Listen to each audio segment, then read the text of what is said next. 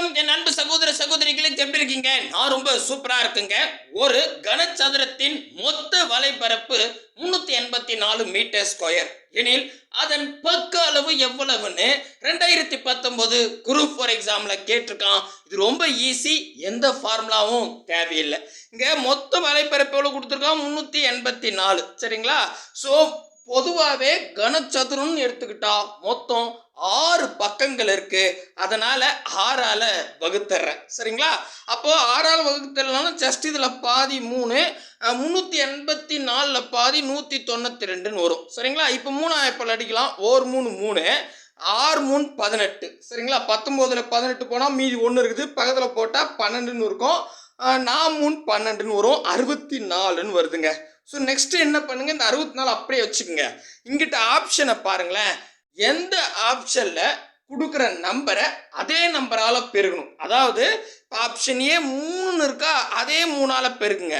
3 9, இங்க 64 எதுக்கு வருதோ அதான் ஆன்சர். 3 9 கிடையாது. அடுத்தது ஆப்ஷன் பி 8ன்னு இருக்கு. 8 8 அதே நம்பரால பெருகிறேன். ஓகேவா? 8 8 64, 100% வந்துருச்சு. அப்போ ஆப்ஷன் பி தான் சரியான விடை. ரொம்ப ஈஸி. ஜஸ்ட் மொத்த வலைப்பரப்புன்னு கொடுத்தாங்கன்னா அதை 6ஆல வகுத்துறேன். வர ஆன்சர்ல ஆப்ஷன்ல 2 முறை பெருக்கணும், எதுக்கு வருதோ அதான் ஆன்சர். அவ்வளவுதான். அடடே, இதே மாதிரி தான் நான் என்ன பண்ண போறேன், கனசதுரத்துல மொத்த பரப்புக்கும் பக்க பரப்புக்கும் எந்த ஃபார்முலாவும் யூஸ் பண்ணாம சிம்பிளா சொல்லி கொடுக்க போறேன். 10 கணக்கில் எடுத்துன்னு வந்திருக்குங்க. கீழே டிஸ்கிரிப்ஷன்ல ஆன்லைன் டெஸ்ட்னு கொடுத்துருக்கேன். மறக்காம ஒரு முறை டெஸ்ட் எழுதி பாருங்க. அப்போதான் கொஷின் அண்டர்ஸ்டாண்ட் ஆகும். ஒன்று கிளாஸ் முடிச்சுட்டு எழுதுங்க, இல்லைன்னா இப்பயே கூட அப்படியே பாஸ் பண்ணிட்டு டெஸ்ட் எழுதிட்டு வந்து கிளாஸ் கவனிங்க. ஏதோ ஒன்று டெஸ்ட் எழுதுனா பெஸ்ட்டு. ஃபஸ்ட்டு நான் கொஷின் படிச்சிடுறேன். இதில் 2 டைப் சொல்லி கொடுக்க போகிறேன். ரொம்ப சிம்பிள், ஆனால் கேர்ஃபுல்லாக கவனிங்க. சரிங்களா? ஃபஸ்ட்டு 16வது கேள்வி. என்னப்பா 16வது கேள்வி அப்படின்னு கேட்டிங்கன்னா, ஆல்ரெடி சதுரத்தில் நம்ம பரப்பளவு சுற்றளவு பார்த்துருக்கோம். பார்க்காதவங்க வந்து பார்த்தீங்கன்னா பிளேலிஸ்ட்டில் சதுரம் அப்படின்னே கொடுத்துருப்பேன், அதில் போய் பார்த்துக்குங்க. அடுத்ததான் இப்போ அதோட தொடர்ச்சியாக 16வது கணக்கு. ஓகேங்களா? ரைட். 5 சென்டிமீட்டர் பக்க அளவு கொண்ட கனசதுரத்தின் பக்கப்பரப்பு காண்க அப்படின்னு கேட்டிருக்கான். பக்கப்பரப்பு. சரிங்களா? முதல்ல கனசதுரம்னா என்னப்பா, எப்படி இருக்கும் அப்படின்னு கேட்டிங்கன்னா, ஒன்றும் இல்லைங்க. சதுரம் அப்படின்னு எடுத்துக்கிட்டா 4 பக்கமும் சமமாக இருந்தால் அது சதுரம். உங்களுக்கு நல்லாவே தெரியும் சதுரம்னா என்னன்னு. கரெக்டுங்களா? ஸோ இப்போ உதாரணத்துக்கு இங்கே 2னா இங்கே 2 தான், இங்கே 2 தான், இங்கே 2 தான். எல்லா பக்கமும் சமமாக இருந்தால் தான் அது சதுரம். சமமாக இல்லைன்னா அது வேற ஏதாவது வடிவமாக மாறிடும். ஓகேங்களா? ரைட். இப்போ இது சதுரம். இதில் நம்ம 3D ஃபார்மேட். 3D ஃபார்மேட்னா அதாவது நான் கொஞ்சம் இப்படி கோணையாக பார்க்குறேன்னு வச்சுக்கோங்க. சரிங்களா? எனக்கு இந்த பாக்ஸு பின்னாடிக்கிறதுலாம் இப்படி தெரியும். கரெக்டாக புரியுதுங்களா? ஸோ இந்த ஷேப்புக்கு பேர் தான் கனசதுரம் அப்படின்னு சொல்கிறாங்க. நீங்கள் கூட பார்த்தா நம்ம ஸ்கூலில் சாக் பீஸ் பாக்ஸ் இருக்கும், பார்த்துருப்பீங்க இல்லையா?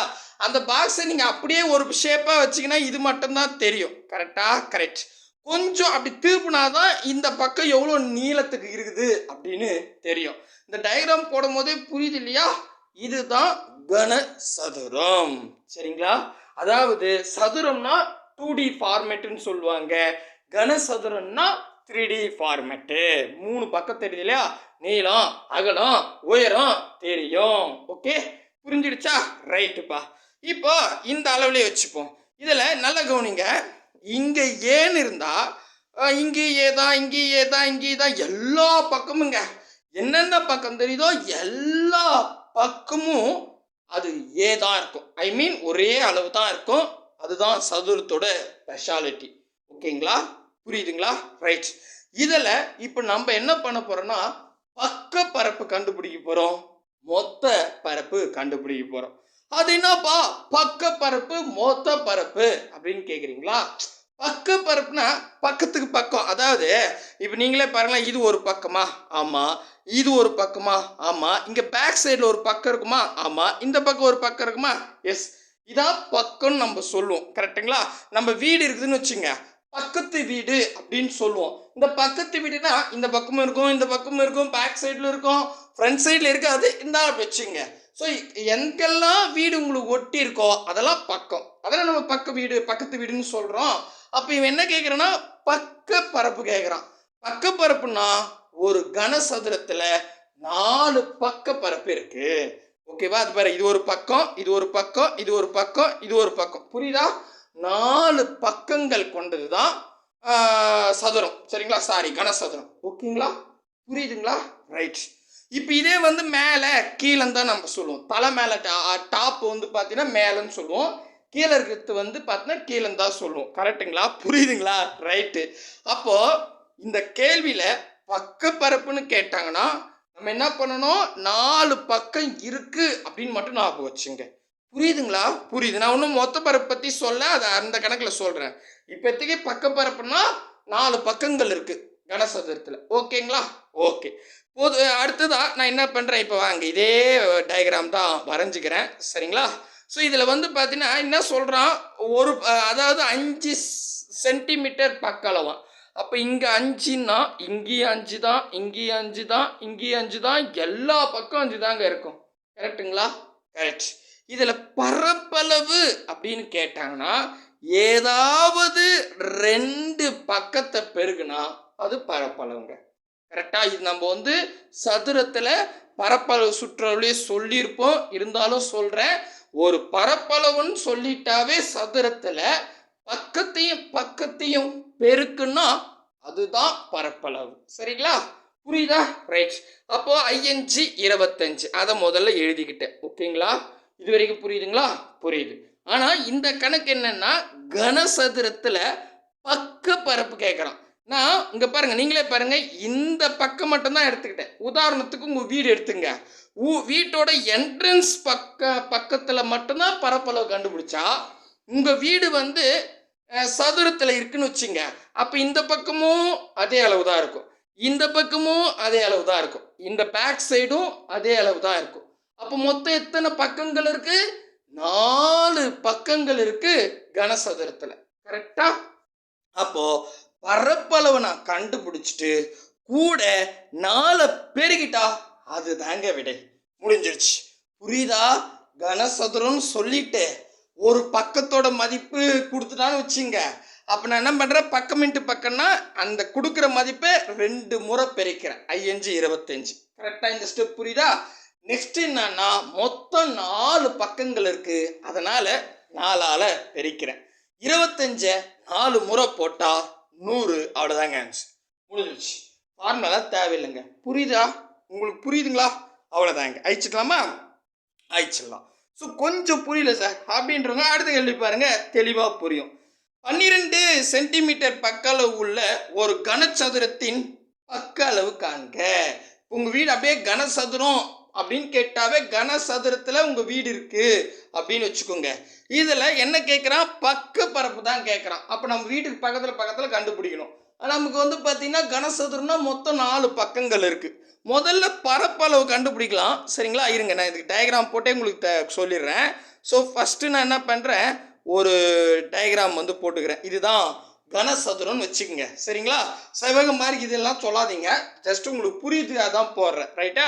ரைட். இதில் இந்த பக்கம் 12னா இங்கேயும் 12, இங்கேயும் 12, இங்கேயும் 12, எல்லா பக்கமும் 12 தான் இருக்கும். சரிங்களா? இப்போ முதல்ல பரப்பளவு கண்டுபிடிக்கணும். பரப்பளவுனா என்ன பண்ணா, ஏதாவது 2 பக்கத்தை பெருக்கணும்.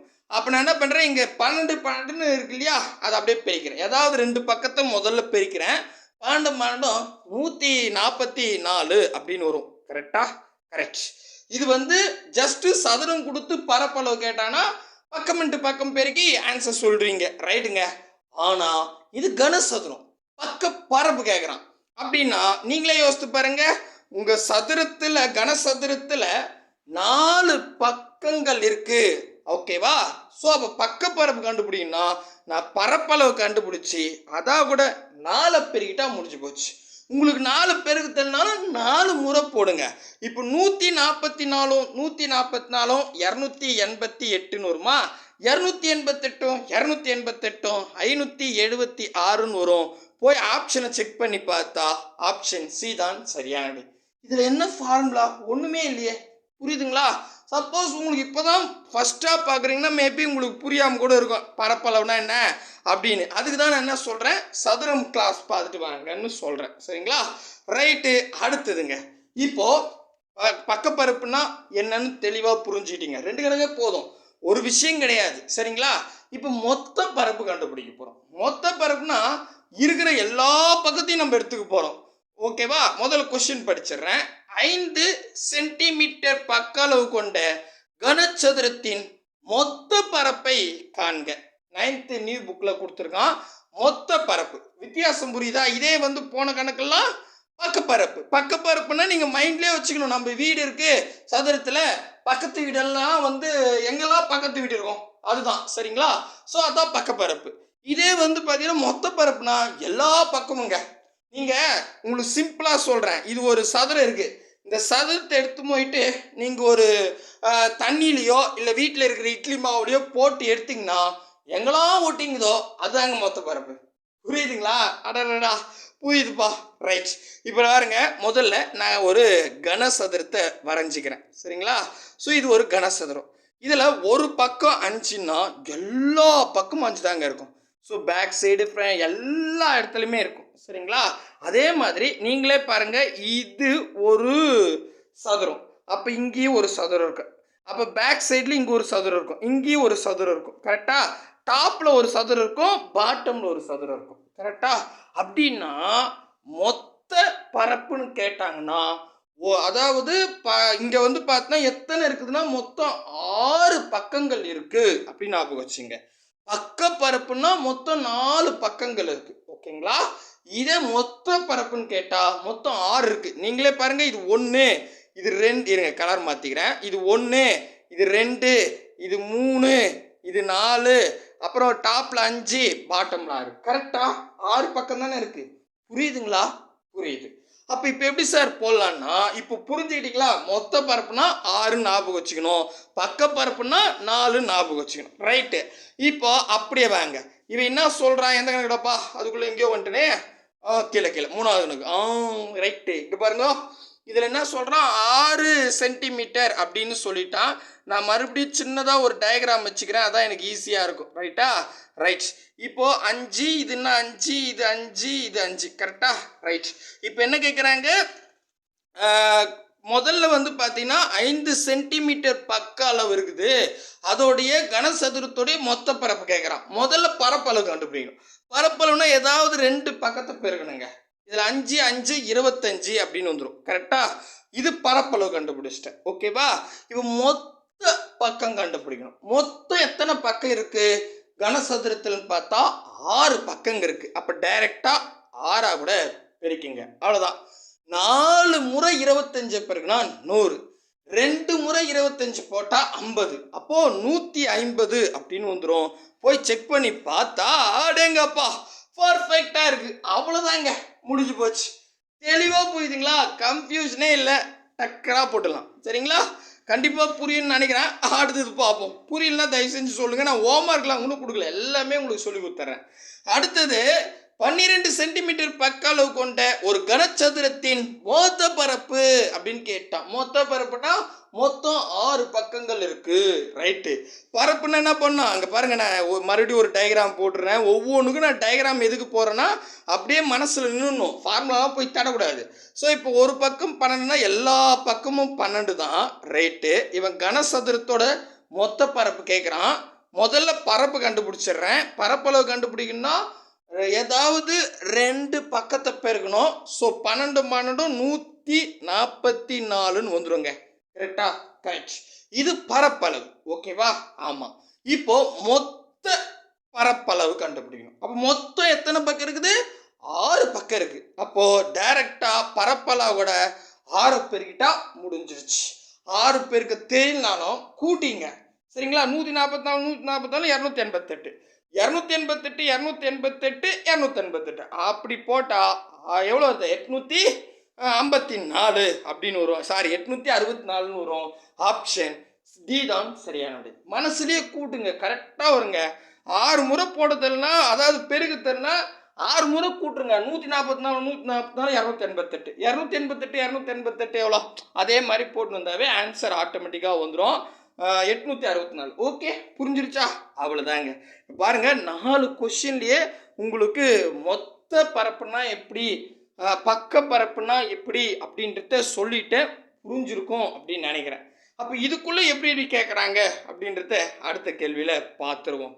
இது 9th நியூ புக் பேக்கில் கொடுத்துருக்கோம். என்னன்னா, ஒரு கனசதுரத்தின் பக்க பரப்பு 600 சென்டிமீட்டர் எனில் மொத்த பரப்பு அப்படின்னு 9th நியூ புக் பேக்கில் கேட்டிருக்கான்.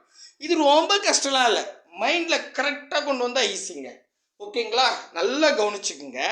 இப்போ பக்க பரப்புனா பரப்பளவு கொடுத்துட்டான். ஒரு சதுரத்தோட பரப்பளவு 600 சென்டிமீட்டர் அப்படின்னு சொல்லிட்டான். சென்டிமீட்டர் ஸ்கொயர் தான் வரும். சரிங்களா?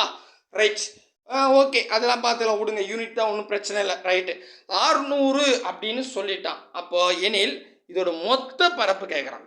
பக்க பரப்பை கொடுத்துட்டு மொத்த பரப்பை கேட்குறான். சரிங்களா? நல்லா கவனிங்க. இப்போ இதுக்கு முன்னாடி நீங்கள் பாருங்கள், நான் மறுபடியும் இங்கே வரேன். இங்கே வந்தால் தான் உங்களுக்கு புரியும். ஃபஸ்ட்டு கேள்வி என்ன பார்த்தோம்? பரப்புனா என்னன்னு பார்த்தோம். பரப்புனா என்ன பண்ணோம்? பரப்பளவு கண்டுபிடிச்சி 4ஆல் பெருக்கணும், அது பரப்பு. கரெக்டா? இதே மொத்த பரப்பு நம்ம என்ன சொன்னோம்? பரப்பளவை கண்டுபிடிச்சி 6ஆல் பெருக்கணும், மொத்த பரப்பு. இது புரியுதா? இந்த 4 கேள்வியில் புரியுதுங்களா? ரைட். இப்போ இங்கே பாருங்க, 5வது கேள்வி என்ன சொல்கிறான் அப்படின்னு கேட்டிங்கன்னா, இதில் வந்து பார்த்தீங்கன்னா பக்கப்பரப்பு 600ன்னு சொல்லிட்டான். சரிங்களா? இங்கே பாருங்க, பக்கப்பரப்புனா என்ன மைண்டில் கொண்டு வாங்க. பக்கப்பரப்புனா நம்ம வீட்டை சுற்றி இருக்கிறது தான் பக்கம். அப்போ 4 பக்கம் இருக்குது. கரெக்டாக 4 பக்கம் இருக்குது. அப்போது நல்லா கவனிங்க. இங்கே பாருங்கள், குழப்பிக்காதீங்க தயவு செஞ்சு.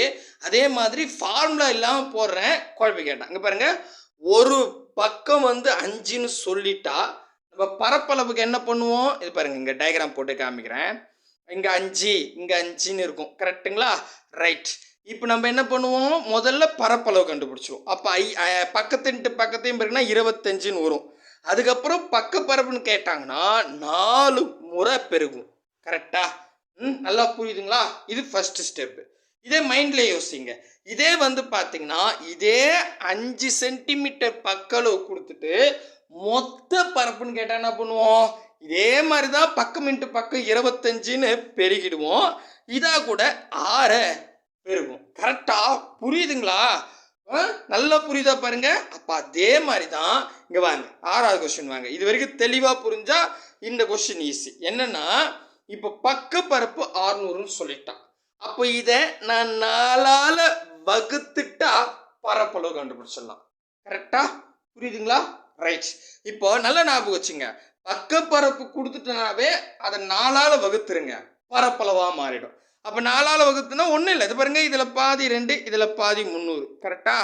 அப்புறம் இதில் பாதி 1, இதில் பாதி 150. ஸோ பரப்பளவு 150ன்னு கண்டுபிடிச்சிட்டேன்.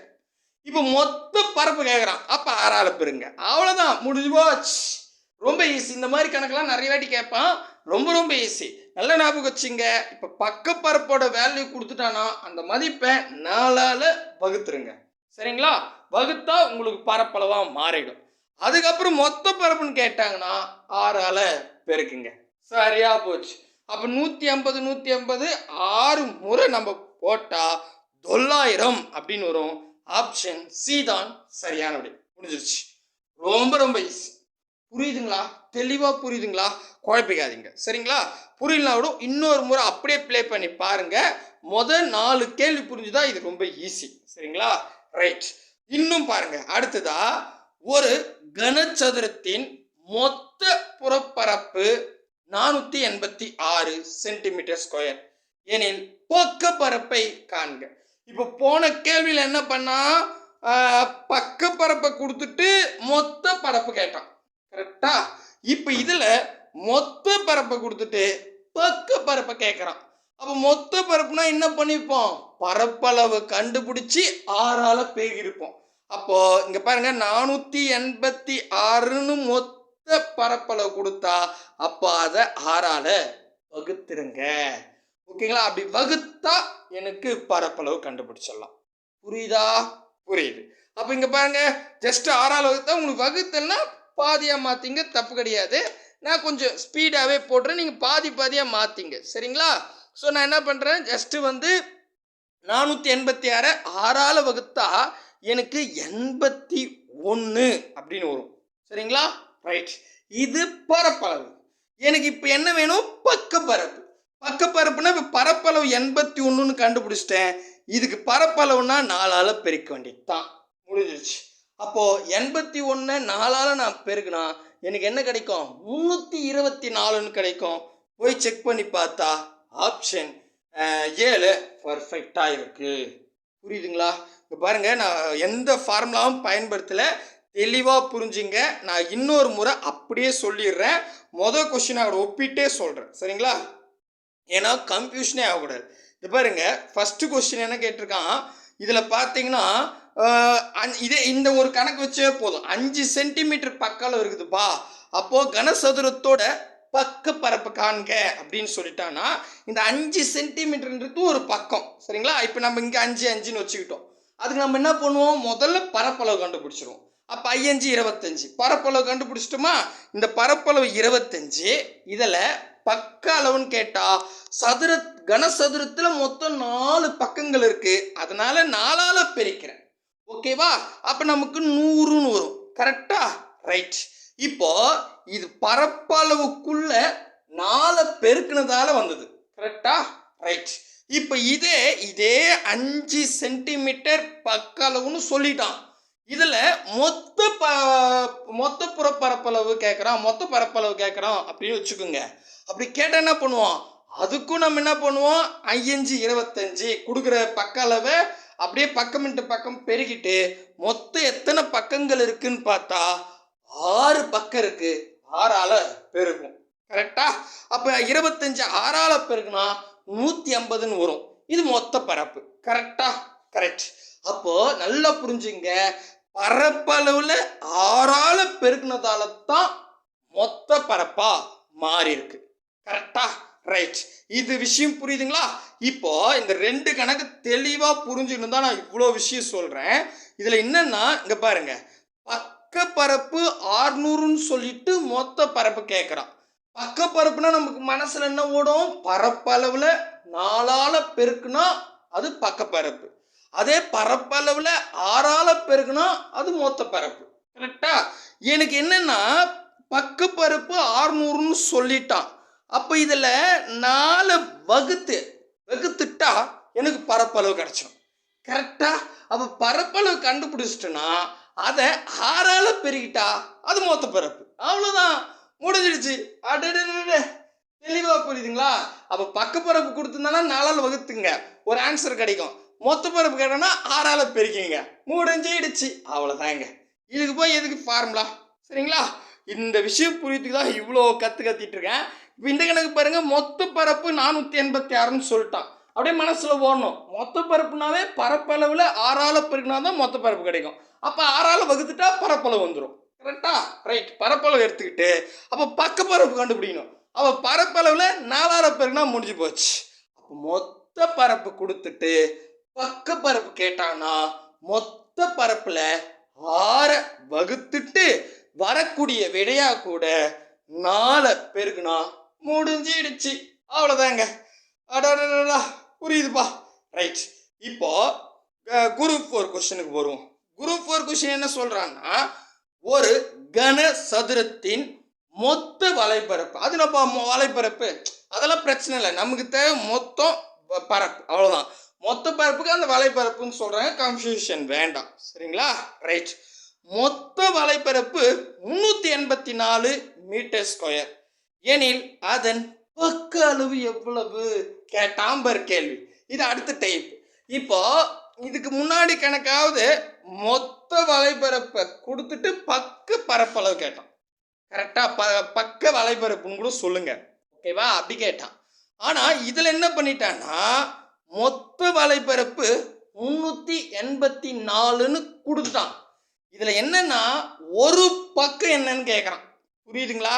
ஒரு பக்கம்னா அது பாருங்க, ஃபர்ஸ்ட் கேள்வியோட ஒப்பிட்டு தான் நான் எல்லாத்தையும் சொல்லிட்டு வந்துட்டு இருக்கேன். இதுல 5 சென்டிமீட்டர் பக்க அளவு, ஒரு பக்கம் 5 சென்டிமீட்டர்னு சொல்றான் பாத்தீங்களா? இதை கண்டுபிடிக்க சொல்றான். அடாடாடாடா, புரியுதுங்களா? புரியுது. இப்போ இது எப்படி சார் போலாம்? ரொம்ப ஈஸி, வாங்க சொல்லி தரேன் பாருங்க. ரொம்ப ஈஸி, சரிங்களா? இது வரைக்கும் புரியுதுங்களா? ரைட். இந்த கணக்கு தோருக்கு பாருங்க. அப்போ 384 அப்படின்றது மொத்த பரப்பு. இதை நான் பரப்பளவா மாத்தனா ஜஸ்ட் ஆர வகுத்தலாம். ஏன்னா மொத்த வலைபரப்புனாவே பரப்பளவா கூட ஆர பெருகிருப்பாங்க. நான் முதல்ல பரப்பளவுக்கு வரேன். அதுக்காக என்ன பண்றேன், 384 வந்து பாத்தீங்கன்னா 6ஆல வகுத்துறேன். ஓகேவா? அப்படி வகுத்தா எனக்கு பரப்பளவு கண்டுபிடிச்சிடலாம். அப்போ இதுல பாதி 3, இதுல பாதி 192ன்னு வரும். மறுபடியும் இதுல பாதி 1, சாரி பாதி 1ட்டேன், 1 3 3, இது 6 3 18, மீதி 1 இருக்கு, 4 3 12, 64ன்னு கிடைக்கும். ஓகேவா? இந்த 64ன்றது எதை குறிக்குது? பரப்பளவு குறிக்குது. ஏன்னா பரப்பளவா கூட ஆர பெருக்கினாதான் மொத்த பரப்பு கிடைக்கும். கரெக்டா? ரைட். நான் பரப்பளவுக்கு வந்துட்டேன். பரப்பளவுனா இது பாருங்க, ஒன்றும் இல்லைங்க.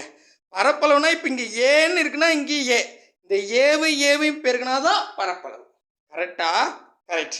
அப்போ இது 64ன்னு கண்டுபிடிச்சிட்டேன். இப்போ இவன் என்ன கேட்குறான்னா, இங்கே பாருங்க, அதோட பக்க அளவு என்னன்னு கேட்குறான். சரிங்களா? அப்போ இந்த ஏவோட வேல்யூ கேட்குறான். சரிங்களா? ஒன்றும் இல்லை, ஆப்ஷன் இப்போ ஏ எடுத்துங்க. இதுக்கெல்லாம் நீங்கள் ஃபார்முலா வேணாம், ஆப்ஷன் எடுத்துங்க. ஆப்ஷன் ஏ 3 வச்சுங்களேன்.